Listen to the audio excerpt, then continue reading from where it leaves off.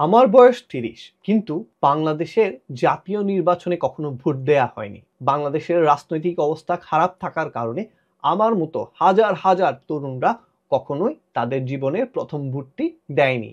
তাছাড়াও যারা প্রবাসে ছিলেন অনেক অনেক বছর ধরে, তারা কখনো নিজের ভোটটা মাতৃভূমি থেকে দূরে থাকার কারণে দিতে পারেননি। কিন্তু এবার প্রথম আমাদের দেশে একটা সুবর্ণ সুযোগ নিয়ে আসা হয়েছে, এটা হচ্ছে পোস্টাল ভোট। এর মাধ্যমে আপনি আপনার মোবাইল ফোনের মাধ্যমে নির্বাচনের রেজিস্ট্রেশন করে আপনার ভোটটি আপনি দিতে পারবেন। বাট এখানে একটা কিন্তু রয়েছে। আপনি যদি এই ভোটটিতে কোনো রকম একটু গরমিল করেন, ভুল ত্রুটি করেন, আপনার ভোটটি বাতিল হতে পারে সম্পূর্ণভাবে। সো সঠিক টাইম জানা, সঠিকভাবে প্রসেস করার একটা নিয়ম আপনাকে আগে ভাগে জানা থাকতে হবে। আদারওয়াইজ আপনার ভুলটি এডিট করার কোনো সুযোগ থাকবে না। এটা অ্যাপ মানে এটা না যে আপনি ভুল করলে এডিট করে ঠিক করতে পারবেন আর আপনাকে অন্য কেউ সাহায্য করতে পারবে। এটা আপনাকে নিজেকে করতে পারবে। হ্যাঁ, হয়তোবা একজন আপনাকে প্রসেসিংটা দেখাতে পারবে, বাট আপনার ভোটটা আপনাকে দিতে হবে। সো আপনার ভোট আপনি দিতে পারবেন, যাকে খুশি তাকে দিতে পারবেন, কিন্তু আপনার কাছে রিয়েল ব্যালট পেপার যাবে। আপনি অ্যাপে রেজিস্ট্রেশন কাজ সম্পন্ন করবেন, অ্যাপে আপনি ভোট দিবেন না। আপনি যে ব্যালট পেপার পেয়েছেন, এই ব্যক্তিটা আপনি, ওটা যাচাই বাছাই করা হবে। ওটাই যাচাই বাছাই করার পরে আপনি ব্যালট পেপারেই ভোট দিবেন। দেওয়ার পরে ওটা পোস্ট অফিসে পৌঁছাবেন, আবার ওটা স্ক্যান করে আপনার সঠিক ব্যক্তি ভোটটা দিয়েছে কিনা ওইটাও যাচাই করা হবে। আপনার লাইভ সেলফি তোলা হবে, আপনার লোকেশন ট্র্যাক করা হবে, অ্যাপের মধ্যে সবগুলা রয়েছে। সো আপনি যদি ব্যালট পেপারেও উল্টাপাল্টা করেন, তাহলে আপনার ভোটটি বাতিল হওয়ার সম্ভাবনা রয়েছে। আজকে আমরা স্টেপ বাই স্টেপ বিষয়গুলো সংক্ষেপে জানার চেষ্টা করব।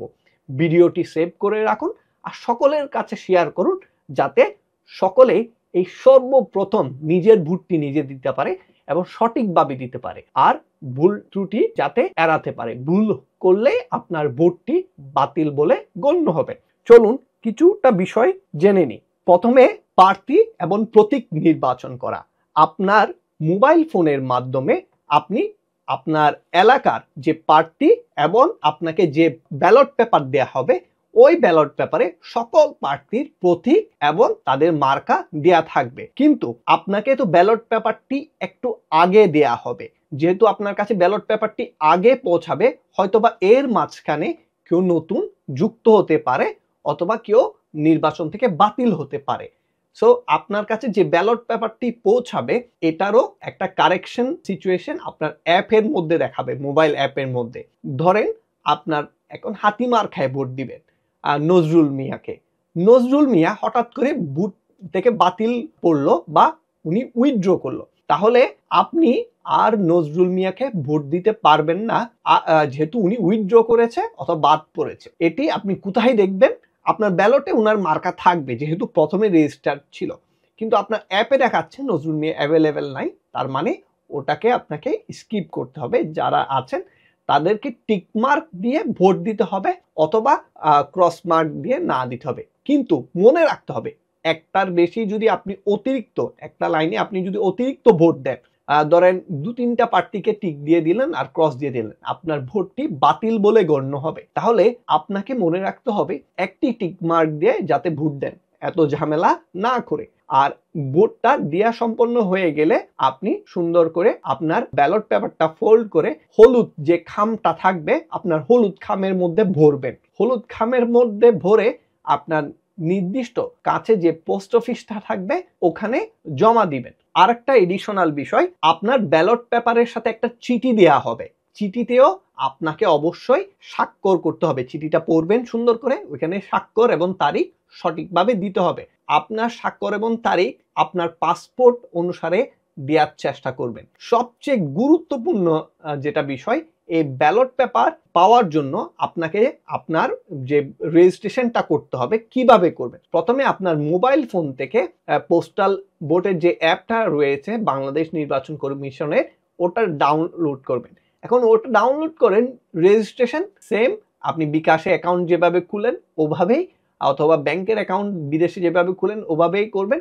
কিন্তু আপনার এখানে ভোটার আইডি কার্ড লাগবে। এখন অনেক অনেক প্রবাসীর ভোটার আইডি কার্ড নেই, তারা কি করবে? এটা হচ্ছে সবচেয়ে গুরুত্বপূর্ণ কোয়েশ্চেন। আপনার পাসপোর্টে দেখবেন একটা ব্যক্তিগত পরিচয় নাম্বার দেয়া থাকে, ওটা দিয়ে আপনি চাইলে আপনার এনআইডিটা বের করতে পারবেন। সো আপনার এনআইডিটা বের করে দেন আপনাকে রেজিস্ট্রেশন করতে হবে। যদি আপনার কাছে এনআইডি কার্ড না থাকে, হাজার হাজার প্রবাসীর কাছে এনআইডি কার্ড থাকবে না, আমার কাছে লাকিলি আছে, হয়তো বা অনেকের কাছে নেই। সো আপনাকে মনে রাখতে হবে বিভিন্ন দেশে ভোটের রেজিস্ট্রেশনের কাজ বিভিন্ন ডেট হবে। ডেটগুলো আমি একটু পরে জানিয়ে দিব কোন দেশে কয় তারিখ থেকে কয় তারিখের মধ্যে রেজিস্ট্রেশন করতে হবে।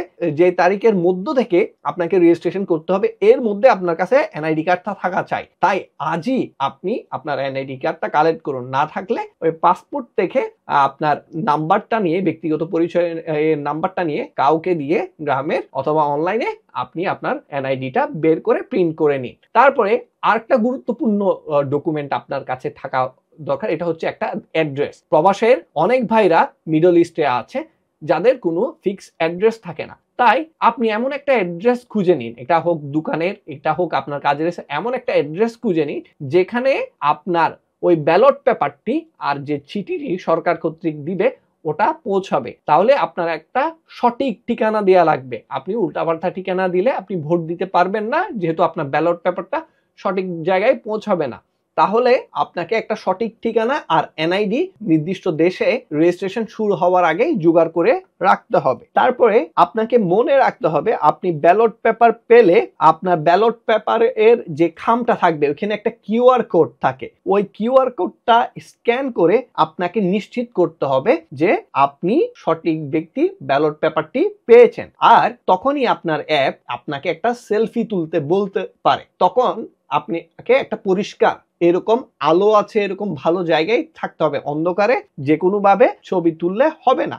আর আপনি যখন রেজিস্ট্রেশন করবেন তখন আপনাকে মনে রাখতে হবে আপনার এনআইডি দিয়ে যখন আপনি রেজিস্ট্রেশন করবেন তখন আপনাকেও আবার সেলফি তুলতে বলা হবে, আপনাকে ডানে বাঁয়ে তাকাতে বলা হবে।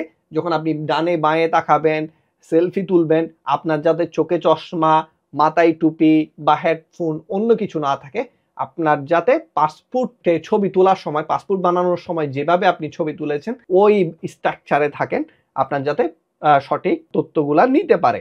আবার নাম দেওয়ার সময় আপনার এনআইডি দিয়ে রেজিস্ট্রেশন করে ফেলার পরে আপনার পাসপোর্টের তথ্য চাইবে। যখন আপনার পাসপোর্টের তথ্য চাইবে আপনি পাসপোর্টের সান নেম, গিভেন নেম যেভাবে দেয়া আছে, যাতে উপরেরটা নিচেরটা উপরে না হয়, দরকার হলে কারো সাহায্য লাগলে সাহায্য নিয়ে করবেন।